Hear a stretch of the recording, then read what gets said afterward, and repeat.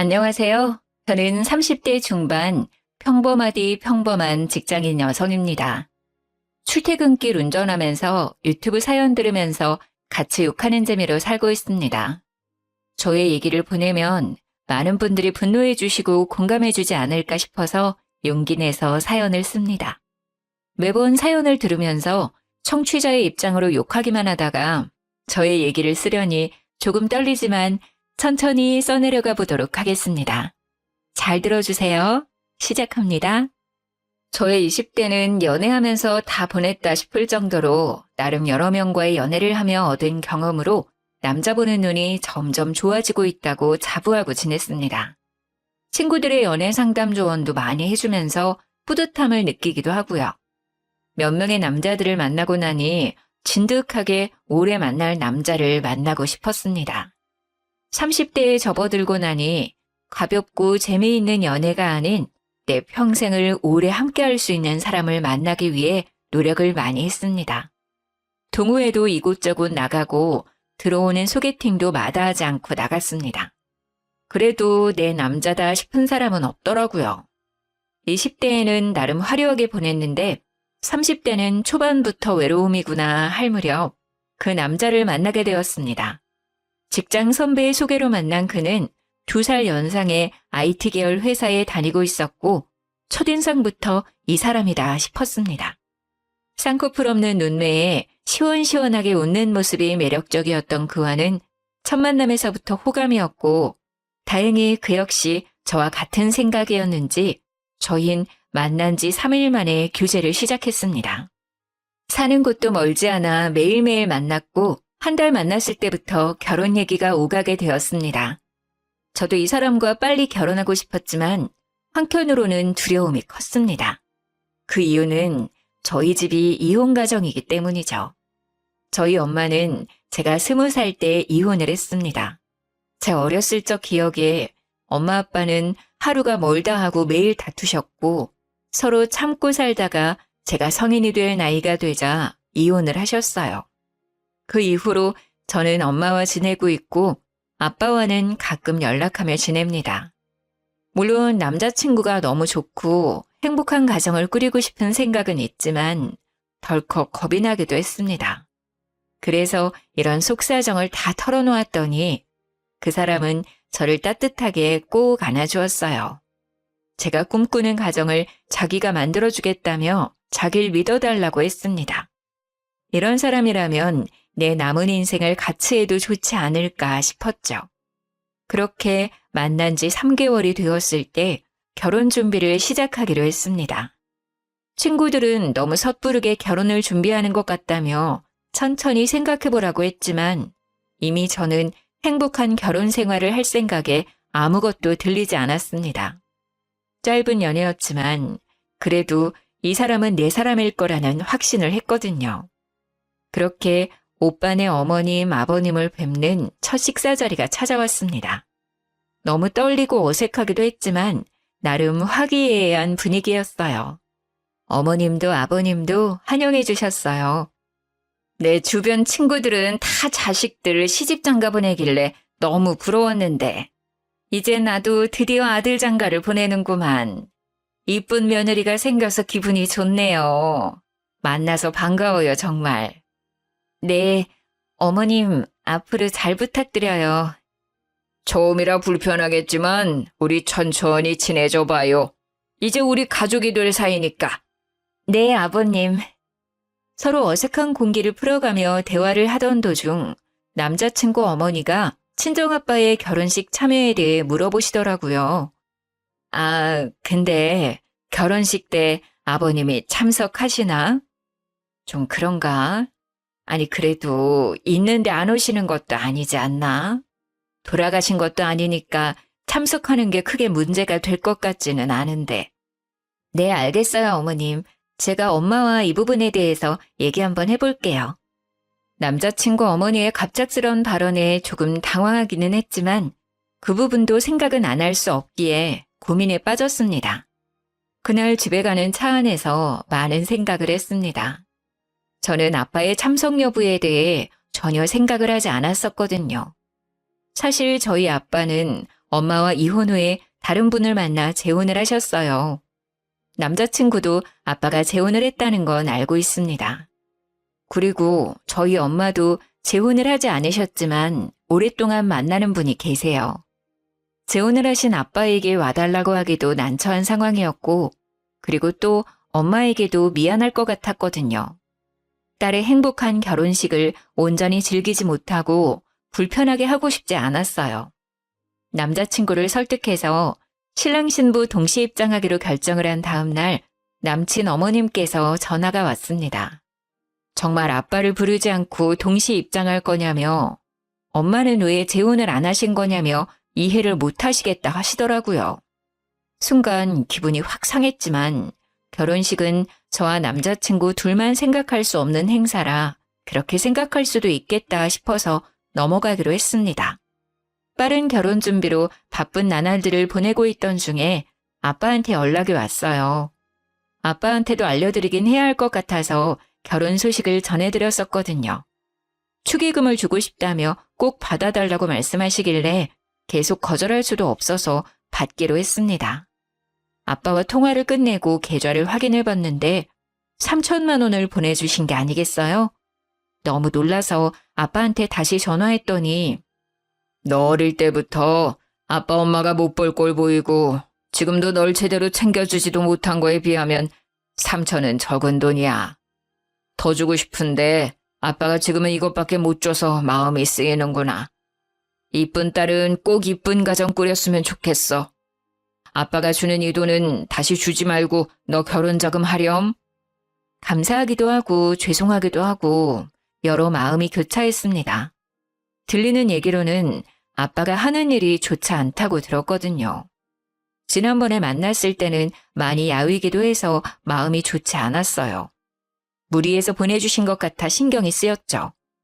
하지만 결혼 준비로 너무 정신없이 바빴고 일단 받아두기로 하고 나중에 다시 생각하기로 했습니다.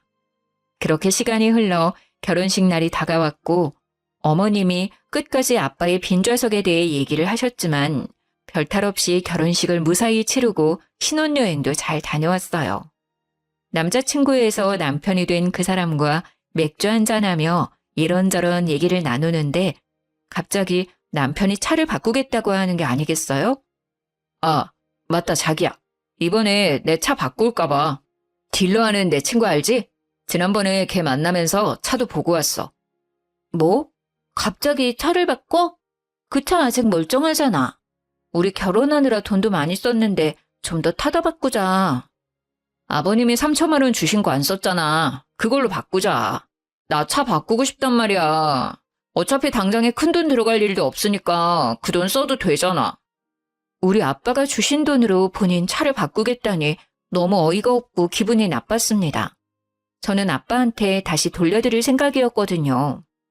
오빠, 아무래도 아빠가 준 돈 다시 돌려드리는 게 맞는 것 같아. 안 그래도 얘기하려고 했는데 정신없어서 이제야 얘기하네. 자기야, 그걸 왜 돌려줘? 너 결혼 자금하라고 주신 거잖아. 굳이 왜? 그렇긴 한데 이 돈을 어딘가에 쓰기도 좀 그래. 원래 받았을 때 바로 드리고 싶었는데 정신없어서 잠시 미룬 것뿐이야. 그리고 아빠 요즘 벌이도 좋지 않기도 하고 또 몸도 안 좋아 보여서 마음이 쓰여. 그건 아버님이 알아서 잘 아시겠지. 뭘 그런 것까지 신경을 써. 그런 것까지라니? 그래도 우리 아빠야. 어떻게 신경을 안 써?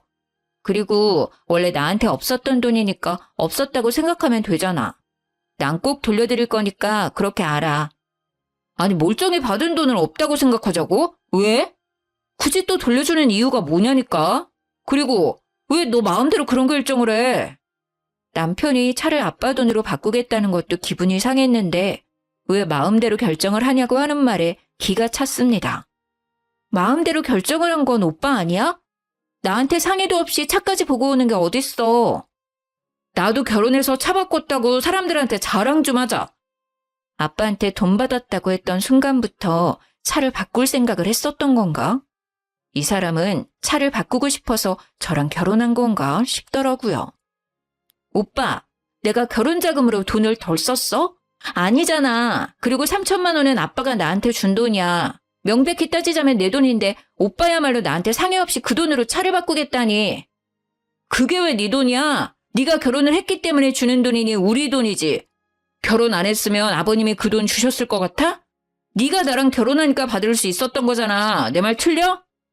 아빠가 나한테 준 돈이 우리 돈이라고 말도 안 되는 억지를 부리는 모습을 보니 하루빨리 아빠한테 돈을 돌려주는 게 맞다고 생각했어요. 나 몰래 그런 흑심을 품고 있었다고 생각하니 배신감까지 느껴졌습니다. 그리고 그 다음 날 어머님께서 점심 먹으러 오라고 했었던 날이라 응어리진 마음이 풀리지는 않았지만 시댁에 가기 위해 준비를 했습니다. 화장대에서 화장하는 제 옆에 서서 남편은 못마땅한 표정으로 말을 걸었어요. 나 차 계약할 거야. 이미 마음에 드는 차도 골랐단 말이야. 그러니까 3천만 원 다시 돌려드릴 생각하지 말고. 도대체가 멀쩡한 차를 왜 바꾸냐고. 그거 몇 년 안 탔잖아. 말이 되는 소리를 해 좀. 그리고 왜 아빠가 준 돈으로 차를 바꿔? 우리 잘 쓰라고 주신 돈이니까 내가 잘 쓰겠다고. 너도 새 차 타면 좋잖아. 어제 상했던 기분을 꾹꾹 누르고 시댁 갈 준비를 하고 있는데 아침부터 새 차 타령을 하니 화가 났습니다.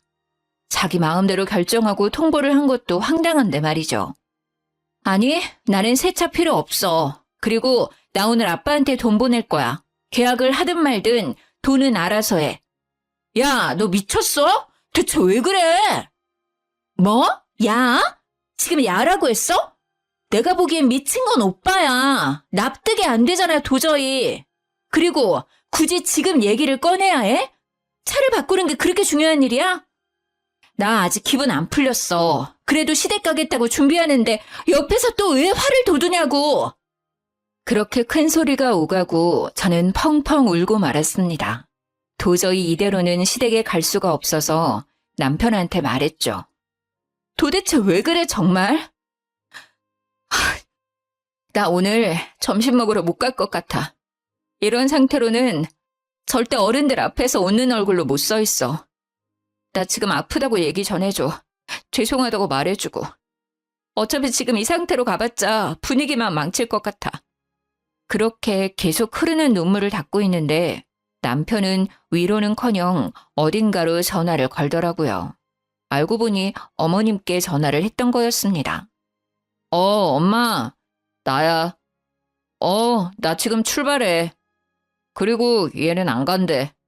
가기 싫대. 몰라. 끊어. 가서 얘기해. 그렇게 전화를 끊은 뒤 남편은 혼자 시댁에 갔습니다. 아니, 내가 못 가게 된 원인이 지 때문인데 밑도 끝도 없이 얘 안 간대 라고 전화를 한 남편놈. 심지어 바로 내 앞에서 보란듯이 전화하는 모습을 보니 절 엿먹이려 한 건가 싶더라고요. 그렇게 벙쪄서 거실에 앉아 있었는데 어머님이 전화가 왔어요. 너는 내가 또 이런 경우는 처음이네. 너 어른들이랑 약속에 그렇게 우습니? 시어머니가 만만해? 남편이랑 좀 싸웠다고 시댁을 안 와? 이게 말이 된다고 생각해? 진짜 나 때는 상상도 못할 일이야. 눈이 퉁퉁 붙더라도 와야지. 요즘 며느리들 되바라졌다더니 정말 기가 차서 원. 솔직히 너무 속상하고 화도 났지만 어머니 입장에서 생각해봤을 때 기분이 나쁘실 수 있는 상황이라 뭐라고 말을 드리기가 어렵더라고요. 어쨌건 제가 제 기분이 좋지 않아 안 간 건 사실이니까요. 그리고 아빠가 주신 돈을 왜 돌려준다는 거야? 결혼식도 안 왔는데 그 정도 할 수 있지. 그리고 그 돈으로 어차피 계속 같이 탈자 바꾸는 게 그렇게 화낼 일이야? 도대체가 이해가 안 돼. 그게 뭐라고 시댁도 안 오고, 내가 우습니 너? 어머님, 오늘 안 간 건 정말 죄송해요. 제가 생각이 짧았던 것 같아요. 그런데 어머님, 왜 아빠가 주신 돈으로 오빠 차를 바꿔야 하는지 모르겠어요. 오빠 차 멀쩡하잖아요.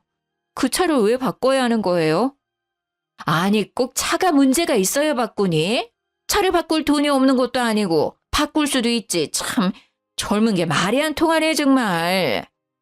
오빠랑 싸운 문제로 어머님이랑도 싸우기 싫어요. 어머님은 오빠랑 똑같은 말을 계속 되풀이하시다가 결국 참지 못하셨는지 노발대발하시며 전화를 뚝 끊어버리시더라고요.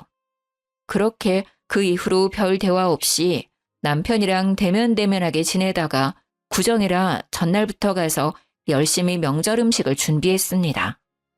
내일 친척들 많이 오니까 부족하지 않게 넉넉하게 부쳐야 해. 아, 그리고 나물도 손질하고 데치고 해야 해. 할 일 많으니까 빠릿빠릿하게 움직여야 할 거야. 남편도 시누이도 아버님도 앉아서 TV 보면서 히히덕거리기만 하고 저만 혼자 바쁘더라고요. 어찌나 꼴보기 싫던지. 부치고 있는 전을 남편 얼굴에 확 던져버리고 싶었지만 결혼 후 첫 명절이라 최선을 다해 어머님을 도왔습니다. 어머님은 제가 쉴 시간도 주지 않으시고 계속 일을 시켰어요. 정말 몸도 힘들고 정신도 없어서 밥도 제대로 먹히지도 않고 얼른 끝내고 엄마한테 가고 싶은 마음뿐이었죠.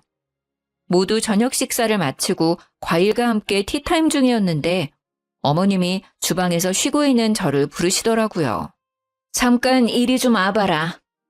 부르시는 소리에 어머니가 계신 쪽으로 갔더니 갑자기 저보고 무릎을 꿇으라는 거 아니겠어요?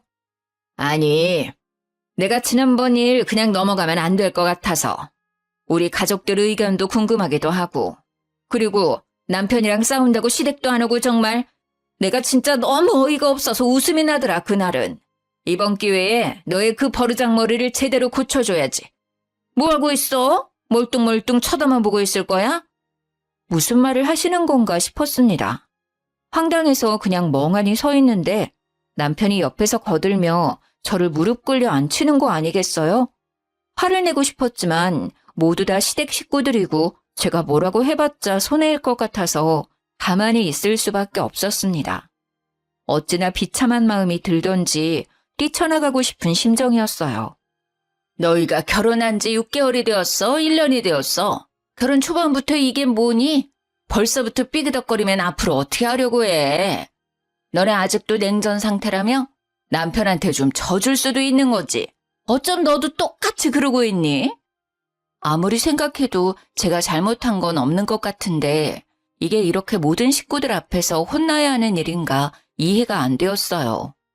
말도 안 되는 상황에 눈물만 주륵주륵 흘렀어요. 남편은 그 와중에도 차 타령을 하더라고요. 친구한테 차 계약한다고 했는데 완전 체면 구겼어.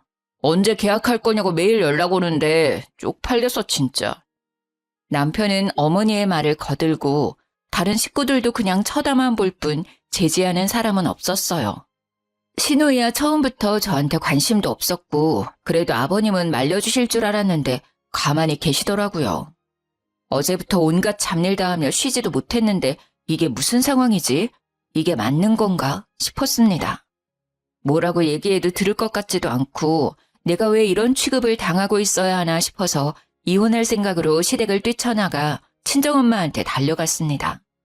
눈이 퉁퉁 부어서 혼자 친정에 달려온 저를 본 엄마는 아무 말 없이 저를 꼭 안아줬습니다. 엄마, 미안해. 내가 정말 미안해. 미안하다는 한마디만 하고 엄마 품에 안겨서 어린아이처럼 펑펑 울었습니다. 그래도 엄마랑 있으니 마음이 편해지더라고요. 엄마는 그날 아무것도 묻지 않으셨어요. 내가 겪은 상황이 진짜 있었던 일인가, 이런 건 드라마에서 보던 상황인데 이게 나한테도 일어날 수 있는 일이었구나 싶었어요. 남편이고 시댁이고 모두 얼굴 보고 싶지도 않았고 그냥 다 끝내고 싶었어요. 결혼했던 게 꿈이었으면 좋겠다 싶었습니다. 일주일 정도 지났을까 남편이 문자 하나 띡 보내왔습니다. 어차피 들어올 거 빨리 들어오라고. 자기 차 계약 이제 더는 미룰 수 없다고 말이죠. 진짜 대단한 놈이었습니다. 열받아서 전화를 걸었습니다. 차 계약을 왜 나한테 얘기해? 나 아빠한테 돈 보냈어. 그날 돈 보낼 거라고 얘기했잖아. 아, 진짜 너는 왜 이렇게 제멋대로야. 그리고 아버님은 그걸 또 받으셨어? 참나, 네가 다시 돌려줄 줄 알고 보내신 거 아니야? 제멋대로인 건 오빠야. 너 진짜 왜 그러냐? 어? 이해가 안 돼. 차를 못 바꿔서 죽은 귀신이 붙었나? 왜 이렇게 계속 차 타령을 하는지 지겹더라고요. 행복하기만 해도 모자를 신혼 초기에 이런 어처구니 없는 일로 인해 사이가 틀어져 버릴 줄 상상도 못했어요. 이미 깨질 대로 깨져버린 마음은 다시 붙이기 힘들 것 같았고 이 사람과는 그만 끝내는 게 좋겠다고 생각했습니다. 나 이제 오빠 차 타령하는 거 그만 듣고 싶어. 환청이 들릴 정도야. 이혼해. 어차피 혼인신고도 안 해서 번거로울 것도 없잖아? 네 남편 차 바꿔주는 게 그렇게 싫냐? 그리고 너네 엄마도 이혼하셔서 그런가 이혼이 쉽네? 결혼이 참 우습나 봐, 너네 집안은. 뭐라고 했어? 너네 엄마? 말 함부로 하지 마, 이 새끼야. 그러는 너는 너네 엄마 닮아서 성격이 그따위냐? 뭐? 새끼? 야, 너 진짜 내 옆에 있었으면 한 대 맞았어. 결혼 생활 이어지면 오빠한테 맞기도 했었겠네? 결혼하자마자 본성이 바로 나오네. 짐은 곧 정리할 거니까 그렇게 알고 있어. 전화 끊고 나서도 분이 풀리지 않았지만 그래도 결혼한 지 얼마 안 되어서 혼인신고도 하지 않았을 때 남편의 실체를 알게 되어 다행이라고 생각했습니다. 그날 저녁 엄마랑 밥을 먹고 있는데 엄마 핸드폰으로 전화가 오더라고요. 시어머니였습니다.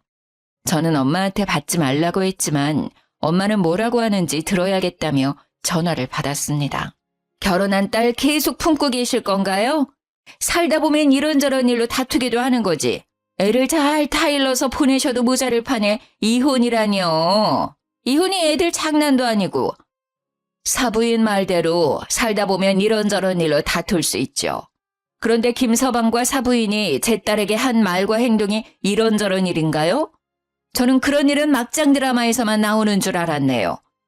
말 되게 이상하게 하신다. 저희가 못할 짓 했나요? 정말 황당하네요. 저도 제 딸이 이혼하기를 바라지 않았어요. 어느 부모가 자식이 이혼하길 바래요? 결혼해서 행복하게 잘 살아줬으면 하는 게 부모 마음 아닌가요? 아무리 세상이 변했다고 해도 여자가 이혼하면 시선이 곱지 않은 거 사부인이 겪어보셔서 잘 아실 텐데요. 그건 남자도 마찬가지 아닌가요? 남자 여자 따지는 시대는 이미 지나갔지요. 엄마도 이혼하고 딸도 이혼하고 참 대단하십니다. 해도 너무하다는 생각이 들었어요. 친정엄마한테까지 함부로 말하는 시모. 하루빨리 이 인연을 끊어내야겠다는 생각을 했습니다. 짐을 챙기러 신혼집으로 가야 했는데 혼자 가기엔 용기가 나지 않아 친구에게 부탁해서 같이 갔어요. 집에 들어가니 다행히 아직 남편은 없었고 친구들과 캐리어에 짐을 하나씩 옮겨 담았습니다. 여기 있는 가전 가구들은 어떻게? 지금 다 옮길 수도 없고 설마 두고 갈 건 아니지? 당연히 챙겨갈 거야. 근데 엄마 집에도 둘 공간도 없고 이 큰 짐들을 어떻게 해야 좋을까? 아, 고민이네. 뭘 걱정해. 당근마켓 있잖아. 저렴하게 올리면 산다는 사람 많을걸? 내가 사진 찍어서 보내줄게. 짐 정리하고 있어. 그렇게 한참 짐 정리를 하고 있는데 하필 남편이 들어오더라고요. 얼씨구, 진짜 뭐하냐? 이거 주거 침입 아냐? 집에 들어오자마자 어이가 없다는 듯 말하는 그 사람의 말은 무시하고 마저 짐을 챙겼습니다. 사진 다 찍었어. 거의 새 제품 컨디션이라 저렴하게 올리면 금방 팔릴 거야. 친구가 찍은 사진들 보며 얼마에 올릴까 고민하며 얘기하고 있었는데 남편이 끼어들더라고요. 잠시만, 당근마켓에 뭘 올려? 여기 있는 가전 가구들 다 내가 산 거잖아. 가져가기엔 짐이 많아서 당근마켓에 싸게 올려서 팔려고. 두고 갈 순 없잖아? 오빠 좋은 일 시키는 건데?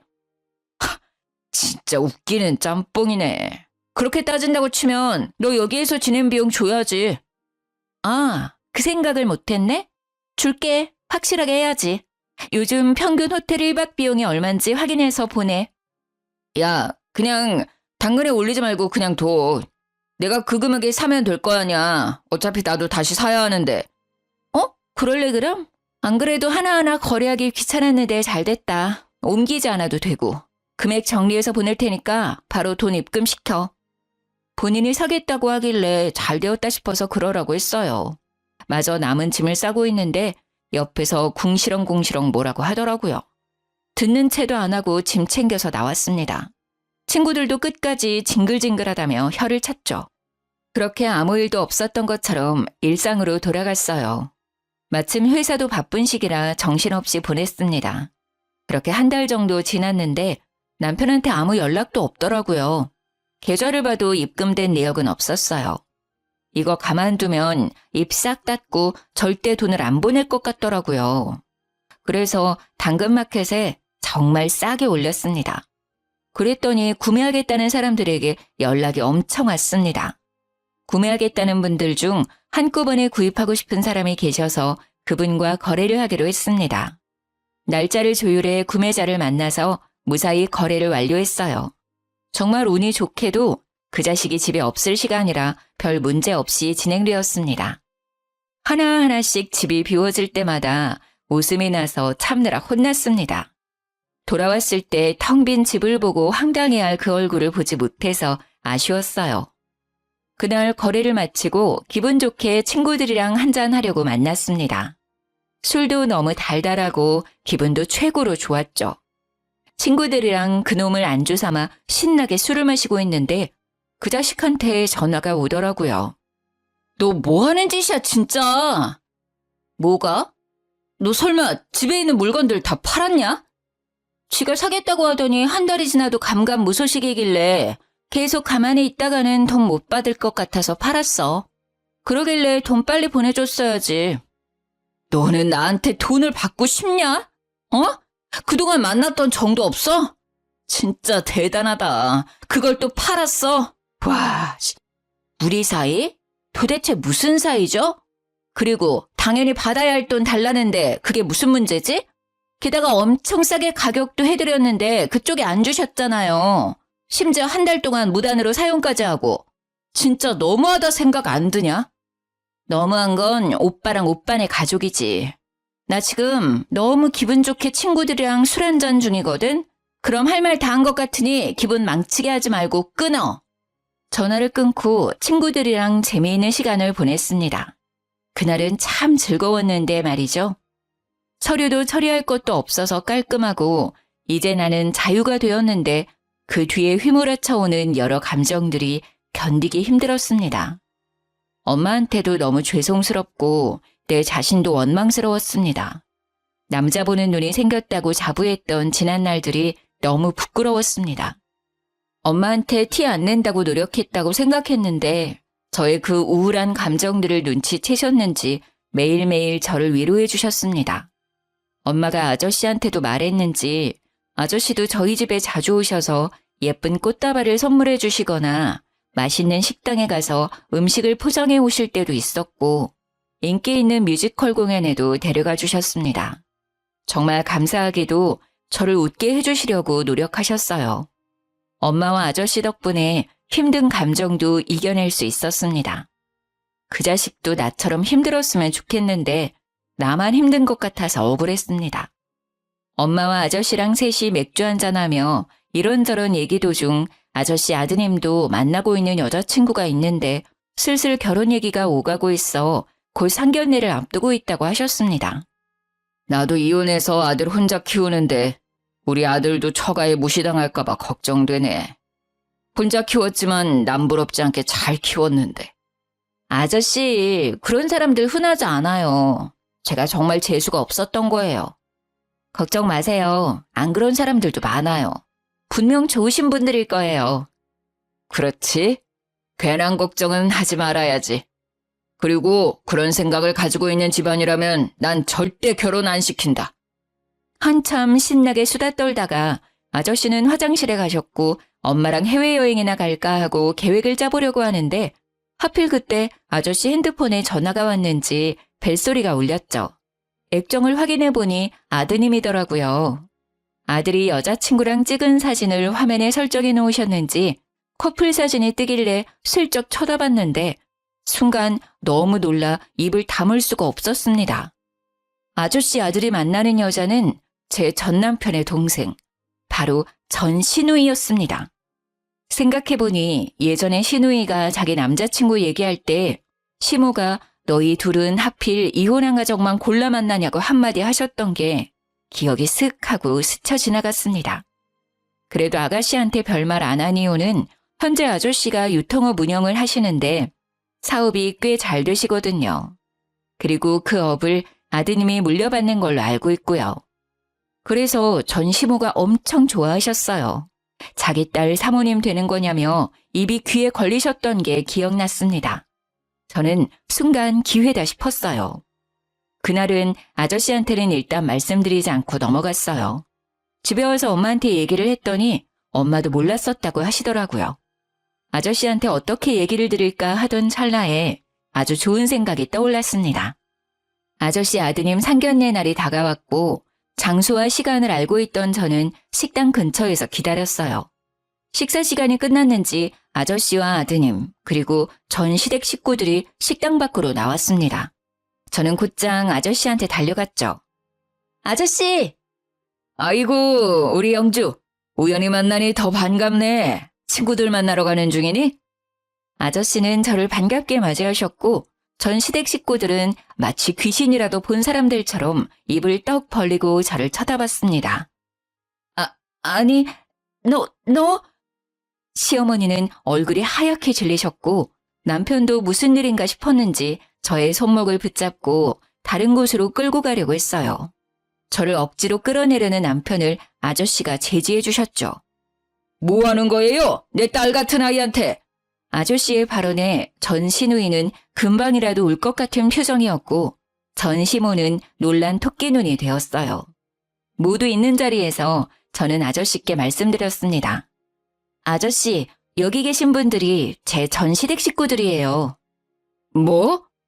아저씨는 제 말을 듣고 순식간에 화난 얼굴로 전 시모를 째려봤습니다. 사돈어른, 뭔가 오해가 있으신 것 같은데 저희 조용한 곳으로 가서 얘기를 좀 더 나눌까요? 저는 더 이상 할 말은 없는 것 같고 오늘 나누었던 결혼 얘기는 다시 생각해 보도록 하죠. 아니, 그냥 없던 걸로 하는 게 나을 것 같네요. 아들, 일단 너 집에 먼저 가 있어라. 아저씨는 저를 데리고 그 자리를 박차고 나왔습니다. 그렇게 아무것도 못하고 저를 쳐다보는 시댁 식구들을 뒤로하고 아저씨와 함께 가는데 속이 너무 시원했습니다. 그 다음날 아저씨랑 엄마랑 근교 드라이브 가기로 해서 준비 중이었는데 전 남편과 그 식구들이 친정집으로 들이닥쳤습니다. 야! 이년아! 문 열어! 쿵쿵 문을 두드리는 소리에 문을 열었더니 전 시모가 저를 보자마자 머리카락을 잡아채고 막 흔들었어요. 이게 무슨 짓이에요? 이거 안 나요? 당신 미쳤어? 나쁜 년, 내 아들 인생 망친 것까지 모자라서 내 딸 인생도 망치려고 해? 내 딸한테 왜 이래요? 이거 놔요. 경찰 부르기 전에 어서요. 저도 가만히 있을 수 없어서 똑같이 머리채를 잡아드렸죠. 전 시모의 비명소리에 뒤에 있던 두 자식놈들도 합세해 순식간에 현관은 난리가 났었어요. 그 순간 엄마와 저를 데리러 온 아저씨가 사자후를 질렀습니다. 도대체가 뭐 하는 거예요? 아저씨는 엉망진창이 된 엄마와 저를 살피고 나서 무서운 얼굴로 시어머니와 시누이를 쳐다봤습니다. 정말로 대단한 사람들이네. 아버님, 오해해요. 시누이는 울면서 아저씨께 매달렸어요. 아저씨는 단호하게 선을 그어 얘기했습니다. 대체 어떤 게 오해라는 거지? 그리고 누가 아버님이야? 헤어지라고 얘기했는데 아직 전달 못 받았나? 저 못 헤어져요. 사돈어른, 제가 다 설명할게요. 이거 어떻게 된 일이냐면요. 어디서부터 얘기를 해야 하나? 쩔쩔매며 아저씨께 해명하려고 하는 둘을 보니 우스웠습니다. 저한테는 한 번도 보여주지 않았던 모습이었죠. 들을 얘기 없다고 몇 번을 얘기해요. 그만 돌아가 주세요. 2번 다시 얼굴 보고 싶지 않네요. 여기에도 우리 집에도 찾아오지 마세요. 한 번 더 찾아와서 행패를 부리면 그땐 정말 가만히 있지 않을 거예요. 아저씨의 말에 전 시모는 아무 말도 못하고 가만히 서 있더라고요. 그 와중에 전 신우는 아저씨 손을 잡으며 죄송하다고 울며불며 사정하는데 아저씨는 단호하게 얘기했습니다. 이제 네 얼굴 보고 싶지가 않으니 어머니 모시고 가. 이렇게 해봤자 내 마음은 변함없다. 남의 집에 찾아와 행패 부리지 말고 다신 오지 마. 결국 셋은 더 말도 못하고 돌아갔어요. 그 난리법석인 와중에 그 자식은 한마디도 못하고 찌그러져 있더라고요. 나한테는 그렇게 소리도 잘 지르고 말도 잘하더니 너무 조용해서 그 자리에 없는 줄 알았지 뭐예요? 그렇게 한바탕 난리를 치르고 난 뒤 제 전화는 불이 났습니다. 전 남편, 전 시누이, 전 시모가 돌아가면서 연락을 하더라고요. 내가 그동안 생각이 좀 짧았던 것 같아. 진심으로 사과할게. 우리 그래도 처음부터 운명이라고 생각했잖아. 대화도 잘 통하고 정말 좋았는데, 그치? 다시 시작하면 안 될까? 개소리 말고 끊어. 정말 어이가 없었습니다. 이제 와서 갑자기 무슨 낯짝인 건지 웃기더라고요. 떨어질 것도 없는 정이 더 뚝 떨어졌어요. 그렇게 막말할 때는 언제고 어머님이 시누이 결혼시켜야 하니 절 다시 잡으라고 얘기한 건가 싶었어요. 그리고 그날 저녁 전 시모와 전 신우가 집에 또 찾아왔습니다. 내가 미안했다 정말. 어차피 서류상으로 결혼도 이혼도 아니니까 다시 우리 아들이랑 잘해보면 안 되니? 내가 잘 타일러 볼게. 어차피 오빠 서류상으로 깨끗한 사람이잖아요. 부모님 다 계시고 오빠 차 바꿔줄 수 있는 여자분 만나시면 될 것 같아요. 섭하게 그게 무슨 말이니? 나 때문에 마음 많이 상했던 거 알아. 내가 사과할게. 제가 이혼한다고 할 때는 우리 엄마까지 들먹이면서 이혼하면 보는 시선 곱지 않다고 비꼬시더니 잘 사는 사돈은 놓치고 싶지 않으셨나 봐요. 언니, 제가 앞으로 잘할게요. 아버님 마음 좀 돌려주시면 안 돼요? 요즘 남친도 저한테 어찌나 차가운지 저 너무 힘들어요. 아가씨가 이렇게 저한테 관심 있었는지 몰랐네요. 그동안 많이 서운했죠? 언니, 제가 뭐 기분 상하게 한 거 있으면 다 말해줘요. 연락 한 번을 안 해서 번호조차 몰랐던 시누이도 자기 꼭 결혼해야 한다며 매일매일 전화와 문자를 수십 통 보내서 번호를 바꿔야 하나 깊은 고민까지 했었어요. 이제 와서 이런다고 저한테 했던 말이랑 행동들이 없던 걸로 되는 건 아니잖아요. 아빠가 보내준 돈으로 아들 차 안 바꿔준다고 식구들 앞에서 무릎 꿇으라고 한 건 생각 안 나세요? 미안하다. 정말 미안해. 내가 왜 그랬는지 모르겠네. 늙으니까 무릎이라도 꿇을까? 그럼 마음이 좀 풀릴 것 같니? 네 마음이 풀린다면 무릎 꿇는 것쯤이야 할 수 있어. 언니, 저도 무릎 꿇을게요. 제발 저 좀 도와주세요, 언니. 제발요. 무릎 꿇겠다며 도와달라고 하는 둘에게 잘 됐다 싶어서 그러라고 했어요. 제가 진짜로 꿇으라고 할 줄은 몰랐는지 조금 당황해하더니 진짜로 무릎을 꿇더라고요. 둘이 무릎 꿇고 사정하는 모습을 보니 솔직히 통쾌했습니다.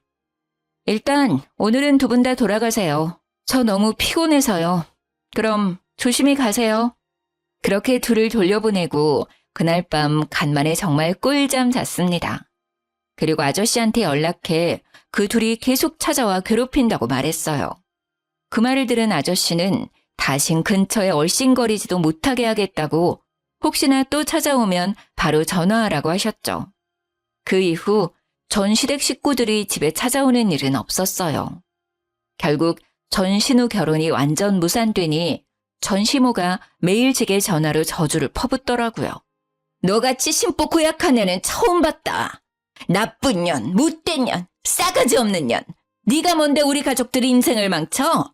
내가 너 매일 처조할 거야. 알았어? 남의 인생 망쳐놓고 넌 잘 살 것 같냐? 너 같은 애는 똑같이 당해봐야 한다. 너 같은 애를 며느리라고 받아준 게 한이다. 그럴 때마다 저는 녹음을 해놨고 문자로 보내시면 캡처를 했습니다. 나중에 모아보니 어마어마하더라고요. 전 남편한테 전화를 걸어서 말했습니다. 자업자득이란 말 알지? 내가 뭘 어쨌다고 매일매일 괴롭혀? 나 너네 엄마가 나한테 한 폭언들 다 캡처하고 녹음해서 가지고 있어. 계속 이렇게 하신다면 나도 가만히 있지 않아. 오빠가 다른 여자들 만나거나 시누이가 새로운 남자 만날 때마다 어머니가 나한테 한 집 보내서 어머니 실체 밝힐 거야. 그러니까 그만하시라고 해. 나 이제 더 이상 참지 않아. 전화를 끊고 어머님이 했던 폭언들에 대한 자료를 남편한테 보냈습니다. 또 연락 오면 이 증거들로 정신적 피해보상 청구까지 할 거라고 했어요. 겁먹었는지 그 이후로는 연락이 안 왔습니다. 진짜 변호사를 찾아가야 하나 싶었거든요. 그렇게 완전히 시댁 식구들이랑 끝내고 1년 정도 지났을 때 전 남편이 연애를 시작했다는 얘기를 건너 듣게 되었어요. 몰랐으면 모를까 알게 된 이상 그 여자분 인생을 구해야겠다는 생각이 들더라고요.